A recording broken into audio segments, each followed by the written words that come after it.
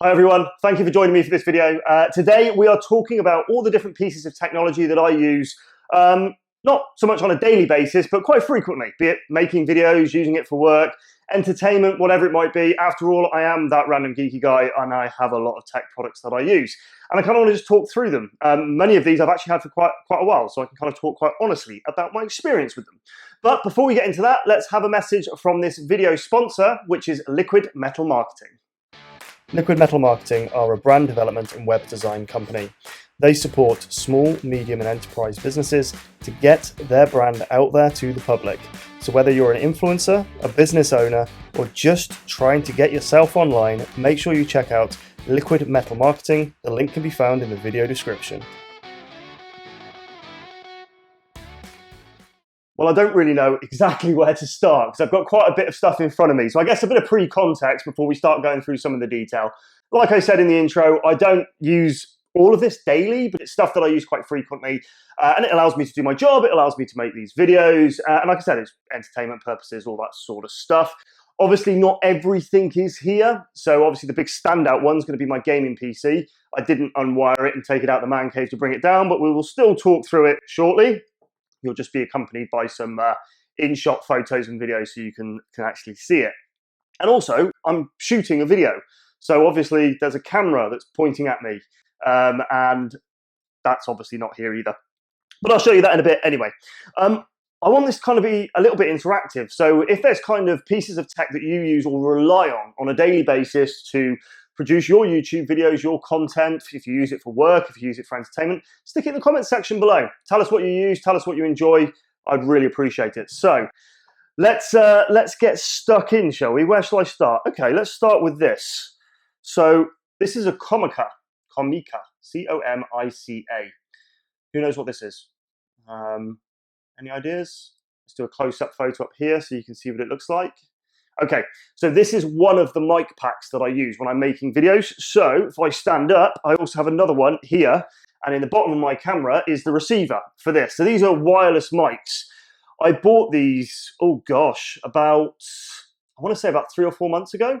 I could be wrong, but they're really good, really good, and I have a fantastic experience with them.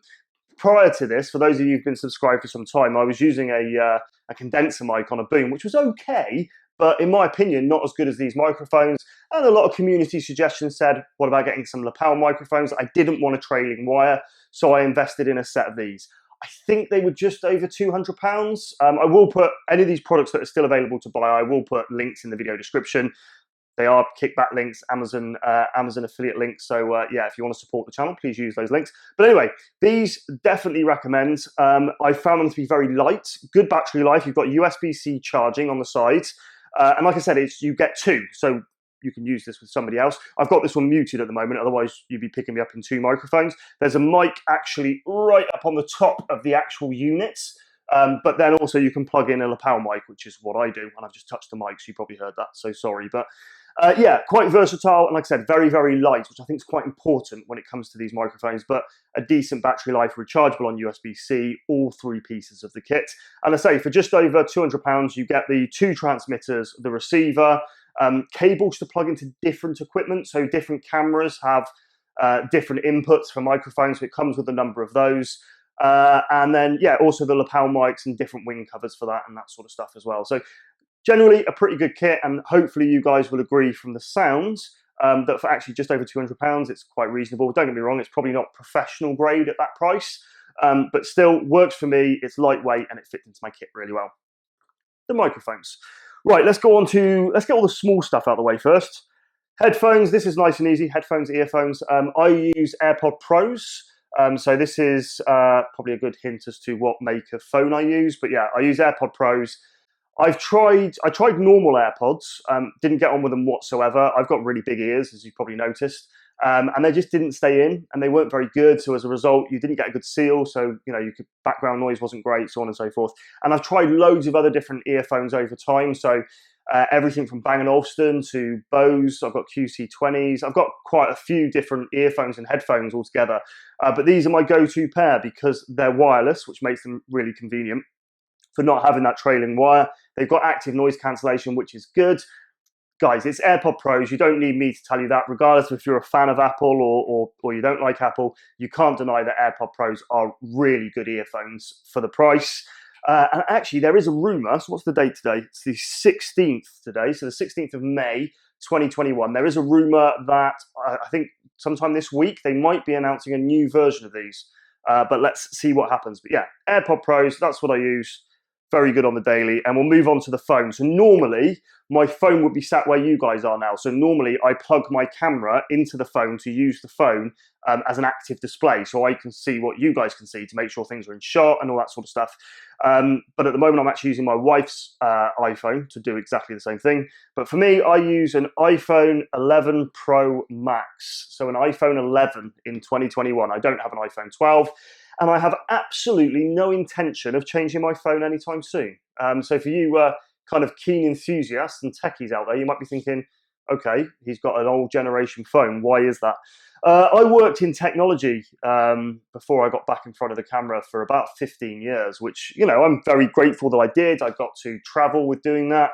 And yeah, experience pretty much every piece of mobile technology there was. And I think, you know, general consumers right now, I think, are feeling that with mobile phones and smartphones especially, it's rinse and repeat. There isn't massive amounts of innovation going on from any brands. And for somebody who's been in the industry and absorbed in it all the time, that's really amplified to me. I really don't see the need to change it. It works brilliantly. It's a great phone. It's got a decent camera setup if I'm just using it for a quick shot.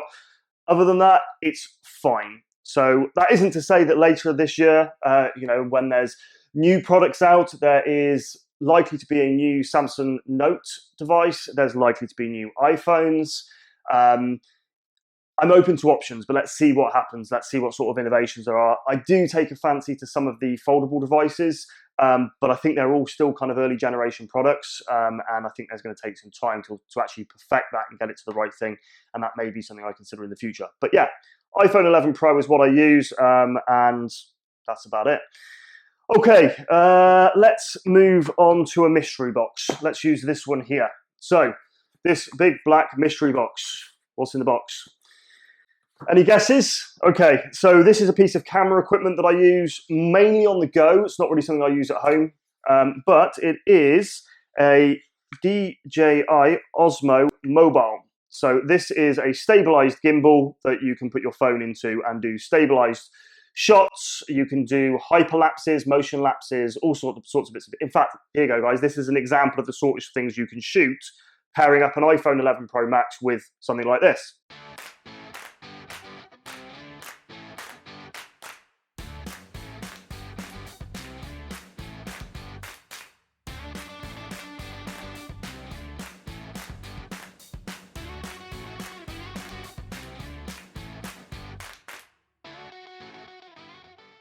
So you can see, you can create some pretty creative shots using just this.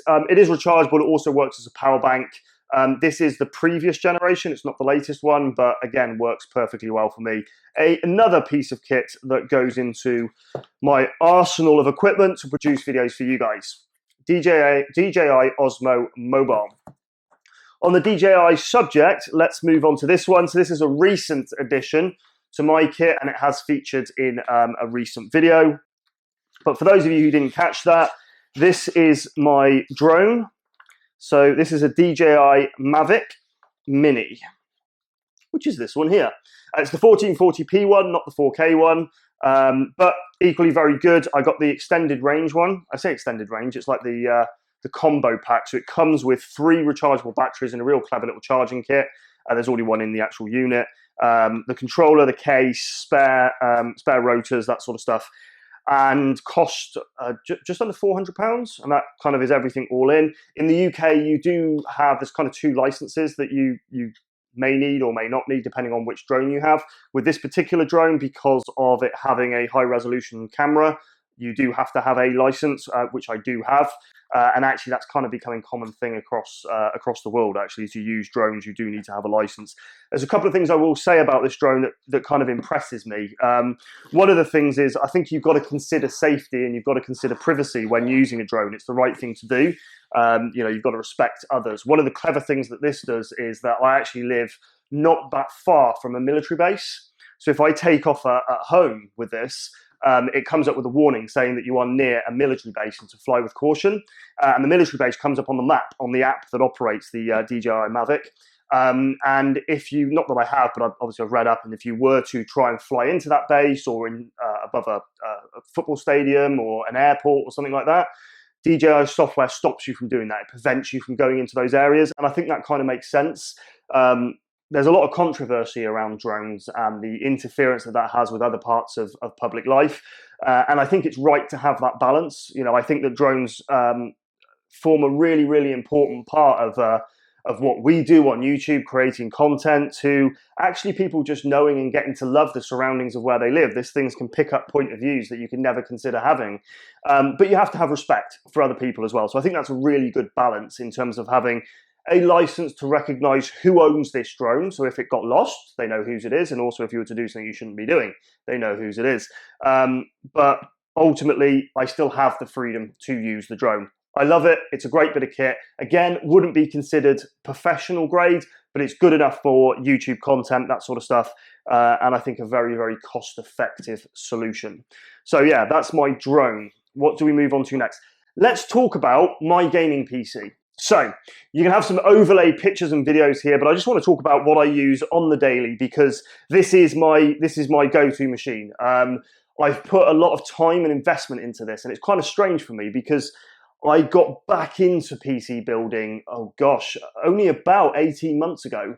I used to do it a lot. If you go back like 15, 16, 17 years ago, I used to go to LAN parties, build my own PCs, all that sort of stuff. And then I kind of went away from it because my kind of career took over. I didn't have time for all that sort of stuff. And as a result, I kind of went away from it. But I'll say about 18 months ago, we start talking about the start of lockdowns, the start of things going on. And one of the things that I chose to do was to get back into PC building. So the interesting thing is I did build a PC back at the start of 2020, actually about May 2020, so about a year ago. The evolution of that PC to what I use now is dramatic and quite stark. So I'm going to just give a quick recap of what that PC was before we get some images up on my current rig.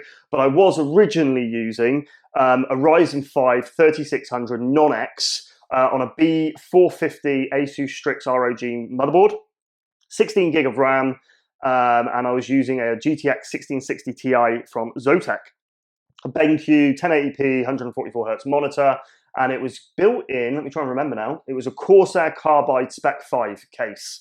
And that was it. That was my build. And actually, I think given the current circumstance and the current climate, what with GPUs and stuff like that, if I still had that system, somebody would probably still snap my arm off to have it, even with only a 1660 Ti. But anyway, that has then developed from that into the PC that I have now. So look, this is an overview picture. This is what it looks like. This is actually set up in my man cave. There is a tour of this cave, or should I say a bit of an overview. It's a bit historic. Some things have changed, but there is a link in the video description if you want to check that out.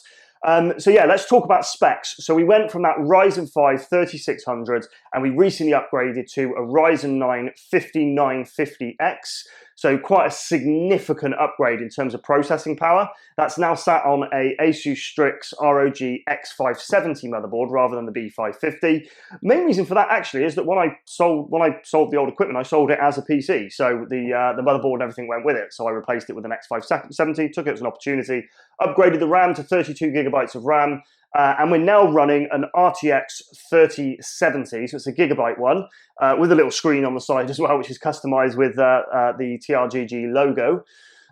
We've got a Seasonic power supply, 80 plus gold. The monitor now is a 27-inch rather than the 24-inch BenQ I had before, and it's 1440p running at 144 hertz. And we've gone away from using a Razer Tournament Edition headset to now actually using separate studio-grade headphones with the condenser mic that I used to use in videos. The condenser mic is now actually used as the microphone for my PC, going through the Focusrite audio adapter as well. We've got a Corsair K65 Alu-X keyboard sat next to a Razer Basilisk V2 mouse, which I love. Yes, in my opinion, it is a rip-off of a 502, but I still love it. It's a great mouse and works perfectly well for me.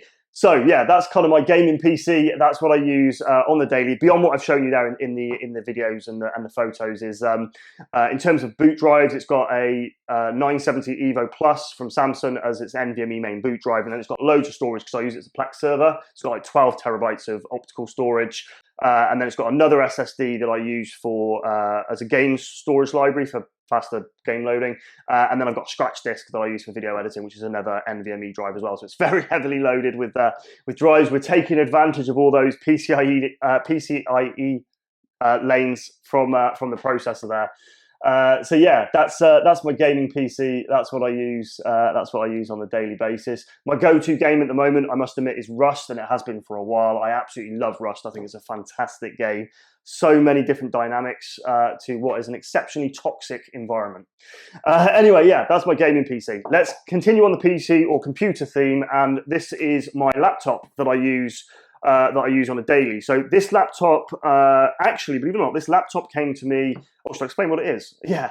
Okay. So it's obviously it's a MacBook. So it's a 16-inch MacBook Pro. So it's the latest generation but it only came out in the end of 2019. This is probably going to be replaced with an M1 or M2 variant at some point instead of Intel. But yeah, so this is a 16-inch MacBook Pro, 16 gig of RAM, 512 gig SSD. The reason I use a Mac is because I use Final Cut to edit my videos and also use other software for graphic design, so on and so forth, for work. Where that laptop came from, which I was going to kind of touch on, is it was actually provided to me by my previous employer. And when I left there, I actually bought it off them to keep it because I use it for other bits and pieces as well. Yeah, it's a good laptop. It's a MacBook. I'm not going to bore you with it too much. You've got obviously 2 Thunderbolt ports on one side, 2 Thunderbolt ports on the other, and a headphone microphone jack combo. That's all you get. There's no other ports, no SD card reader, none of that business. But it's fast I/O that is on there, so that's pretty cool. So yeah, that's my 16-inch MacBook Pro. It means that I can do work on the move. It means I can edit on the move, and actually, yeah, it's a great bit of kit. It is a bit weird kind of crossing between Windows and macOS all the time. There's certain things I love about macOS. So I love AirDrop. AirDrop is really, really useful if I shoot a little bit of video or some photos on my phone and be able to AirDrop it straight to my computer quickly and easily.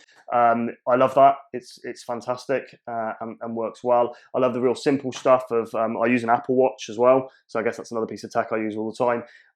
With the Apple Watch, the fact that I can open my laptop and it just unlocks because I've got my Apple Watch on me and the watch unlocks it. It's kind of an alternative to something like Windows Hello and works really, really fluently and flawlessly. So yeah, that's pretty cool. Okay, let's do one more Apple product just to annoy you haters out there. So I also use an iPad. I don't use it that frequently. It's more for content consumption. I do some very, very basic editing for clients on the move, so you can kind of see what the vision is of what we're trying to create. But it's not actually used for final products. That always is done on this or on my PC. But this is it's not the current generation actually, it's the previous generation 11-inch iPad Pro with an Apple Pencil, which my wife kindly brought me. So yeah, that's fine, simple, easy. I love that the M1's gone into the iPads, but I do have an idea, and I'm fairly certain Tim Cook's going to be watching this video, so I'm going to broadcast that idea right now. Hear me out. What if you buy the really expensive Magic Keyboard dock, which is what, like £300? Ridiculous. Anyway, let's say you buy that and you buy an M1 iPad Pro, really, really nice one, the 12-inch one with the micro LED display. Let's say you invest in all of that, What if, because it's an M1 and because it's completely capable to do, that when it's docked and you've got the keyboard and mouse, you get full macOS. And then when you undock it, it switches into iOS. The reason I say that is because iOS apps will work perfectly fine on an M1 enabled MacBook. So why not give the people what they want, Tim, and make sure that when it's docked, they get full Mac OS? I would buy one of those. What about you guys? I think that's something that's needed. And that isn't to devalue iOS or iPadOS or whatever you want to call it. It's still a fantastic product, but in terms of familiarity and using that windowed environment, I think that having macOS would be an absolute win. The thing is Apple absolutely own the tablet market. Nobody can deny that. They absolutely own the tablet market. And are they going to have that much want, need, or encouragement to do anything further than what they already are? Anyway, there we go. I'm going to bore you with that stuff, guys. So yeah, that's my iPad that I use for content consumption and a little bit of work stuff, but nothing major. Okay, let's grab my phone. Let's get this one unlocked, and I'm actually going to shoot into a video on this, and I'm going to show you what I'm shooting on, because I can't show you what I'm shooting. You know what I mean? There's the camera. Right, let's get this up. So we're going to spin around here, up to there. Okay, so that is what I use to shoot a vast majority of my videos. So that is, again, another DJI product. So it's a DJI Pocket. And yeah, very, very good bit of kit. Records in 4K at 60 FPS. And then, yes, you can also use an iPhone or any other smartphone as a external display. So you can see what's going on there. We've also got lighting up on top of that as well. And then stuck at the bottom of it, right there, is the receiver for the mics, which are going straight into the bottom of that camera. So yeah, that's what I shoot videos on. A great product from DJI. It's second generation. They have done a Pocket before, but this is higher resolution, quite a few tweaks. The built-in microphones are a lot better than the previous version, but I don't use them, especially in this environment. It'd be very echoey. But yeah, loads of refinements, very cool. Cost about £330, but produces really good quality HDR content, so worth the investment. Okay, next up is my camera. So this is my camera that I use for work. I use it for producing videos, and I use it for relaxing, because I quite enjoy photography. So it's a bit of an older one, and actually my wife brought me this camera. So we were in New York, and we went to Best Buy on 5th Avenue, and I was looking for a new camera, and this is a Nikon D7100, which is a DX format camera, and she bought it me as a gift when we were in New York. And yeah, I've used it ever since. Now that was 6 years ago, so I've had 6 years worth of use out of this. It's still in perfect condition, works brilliantly. It's got a magnesium body, it's weatherproofed. I love it, really, really good. Little clever things, got a bit of a kind of a pro-consumer camera. You've got obviously dual memory cards so that you can have a backup in case one fails. I have had a memory card fail before, so that's quite useful. It records 1080p footage, but it's still pretty decent, especially when you're using better optics. So that's pretty cool. And then I also use this for live videos as well. So if I'm doing a live stream, if I'm not using the webcam on my PC, if I'm doing a live stream elsewhere, I can output via HDMI into this into a capture card and use that. This is also used for B-roll footage for YouTube videos. So if you see a lot of B-roll footage, I'm trying to do a bit more because I know that you guys like it. I will be using this camera. The main lens, my go-to lens all the time, is an 18 to 114 mil 3.5 to 6.5G lens. It's very versatile, decent focal length. I like it. It's a good lens. But in addition to that, I have also got a 50mm prime lens. Great if you want to get those nice blurry backgrounds. A 40mm macro lens for close-up shots. And then I've got a 55 to 300mm telephoto lens for wildlife photography, that sort of stuff. Pretty cool. But those are kind of the main lenses that I use with this camera on a daily basis. I've experimented with other cameras along the way as well. I had a Sony a6000 that I was using for B-roll for a while. But when I then bought the DJI Pocket, which I now use for my main shooting camera, I funded that by selling the a6000s. And I've also got a GoPro, which isn't here, so I use that for some other footage as well. But on the whole, this is kind of the kit that I use on a daily basis. Other than that, it's kind of short and sweet. If you've got any questions of any of the stuff that I use, make sure that you ask it in the comment section below. I'll be more than happy to answer any questions that you might have. I want to thank you for taking the time out of your day to watch my video and my boring face talking about tech. If you want to support the channel, again, like I said, down in the video description, where applicable, there are links to buy some of these products. They are affiliate links, so we do get a kickback if you use them. You could also head on over to thatrandomgeekguy.com and pick up one of these Stealth Traces t-shirts. That supports the channel massively. You might not be able to see it on screen, but essentially what we mean by Stealth Traces, there's motherboard traces all over this t-shirt that are printed in black on black. And it actually, in person, looks brilliant. And then you've got the TRGG logo right there in the middle. So yeah, pick up one of these Stealth Traces t-shirts over on thatrandomgeekyguy.com. Support the channel that way. What if you want to support the channel in a free way? Smash that subscribe button, hit the like or dislike on this video, comment below. Make sure you share it with your friends and family. I really appreciate the support. Other than that, guys, I shall see you in the next video. Take care.